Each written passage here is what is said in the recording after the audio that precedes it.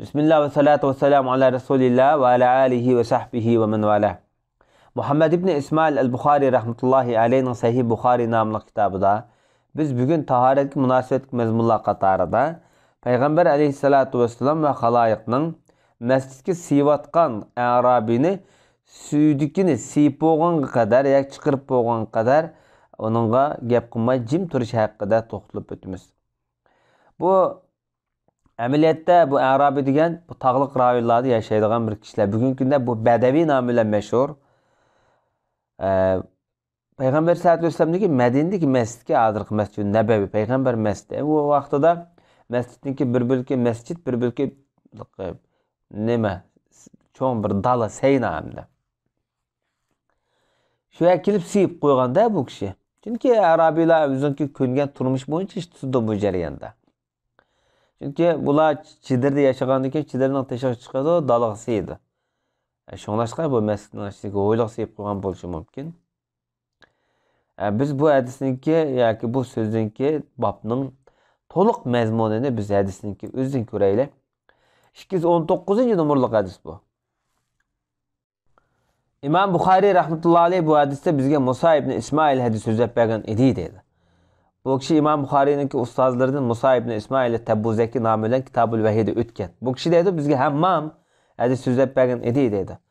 Bu kişi Hammam ibn Yahya ibn Dinar namı ile meşhur bolgan büyük şenjilik muhaddislerden 163-nji ölüp ketken meşhur bir şeyh. Bu kişi dedi bizge İshaq haber bergen dedi. İshaq ibn Abdullah namı ile bolgan namı ile meşhur bolgan Ensariler cemaatinden bolgan bir tabiin bu kişi. Bu kişi Enes ibn Malik'tin. Büyük sahabe. Bu kişi rivayet kılıp hakikaten Peygamber aleyhissalatu vesselam bir bedevinin mescidge sivatqanlığını gördü de göre Peygamberimiz anın gep qılmağına koyanla siyip olsun dedi. Şoňa bir su ekilişini buyurup su ekkegendeki şu suydukның töpügilap sunu kuyup etken idi dep şundaq rivayet kılgan. Asli Medine'de Peygamber sallallahu aleyhi ve sellem mescidine bir Arabi kelgenken kilip ve namazını okup 5 rekat Peygamberimizga başkalar bilen şu turup dep "Ey Allah, mening ve Muhammed'ning gunoyini magfirat qilgin" degenkende. Yoki ba'zi rivoyatlarda kelgan şekilde bu hadisniki asli "Ey Allah, men bilen Muhammed bilan rahim qilgin, bizden başkalar rahim qilmagin" degenken. Şu uzak ötmeyle Peygamberimiz bunun yerse gep kılıp uzak ötmeyle mescidden bir terbiye kelip de seyip koyaptı. Demek mescid kiriplan boğa iş emas. Mescidde Resulullah bilen görüşüp, dua kılıp, arlıkta şu mescidden etrafı olan seyip koygan. Hakla opol topol berip lan bunu şu çekilgendeki Peygamberimiz koyanlar sizler degen asallaştırıcı bulup evatildiňlar, hergizmi kıyıllaştırıcı emas. Dep onunla birçilek su koyutunlar dep şunaq buyurgan deydi. Şoňlaşqa ölümalar hamda muşunga okşaş suyuqlyk nijaset bolap qalsa yerning töpüde bununla müşteçilekti su koyutiş arkaly bu yerini paklaşqy bolady dep qaragan. Yani şu nijasetni özü tatip ketgidek yoki yo'qtu etgidek derecede su bolaş gerek de. Hem yukarı hadisini ve babını toluqlaydıganğa ikinci bir hadis var. Bu ikisini bir ders kılıp öteyli bilgen. Bu hadiste mescitte süydükning üstüge su quyutish haqidagi bab deb keltirgan. Bu yukarı hadislar bu o'xshashlik tarafi var bunun da. Bu 220 numurlik hadis İmam Bukhari rahmetullahi aleyh bizge Ebul Yaman hadis sözlep bergen idi deb şundaq deydi. Ebul Yaman'ın ismi başta ötken dastlabki hadisde Hakem ibn Nafi' namı ile meşhur. Bu kişi deydi bizge Şuayb haber bergen deydi. Şuayb ibn Abi Hamza namı ile başta ötken. Bu kişi İmam Zuhri'din. Muhammed ibn Muslim ibn Şihab Zuhri. Bu kişi deydi bana Ubeydullah ibn Abdullah ibn Utbet ibn Mes'ud haber bergen. Hakikaten Abu Hureyre mundaq degen iken dedi. Bu hadiski ravilarning hammasini tarjima qilib o'tganda bir Arabi Bedevi mescidga siyib qo'ydi. Bu Arabining ismini ba'zilar Aqra ibn Habis idi deb shunaqa debdi. Şunun bilan kishilar uningga malomat qilib gap qildi-da, qo'pol tekkil turgan ekan. Payg'ambarimiz ularga qo'yinglar. Sudikiga bir chelak suv quyutinglar dedi. Bu yerdagi mayli sajdan iborat bo'lsin, mayli zanuban iborat bo'lsin, ish kelsa shu davrda ishlatilgan bir cho'ng sova chelaklarida.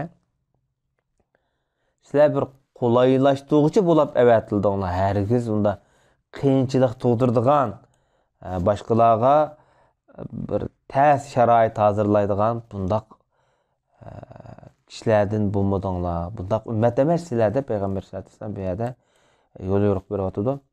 Bu hadisda biz o'rganadigan nurg'un mazmunlar bor.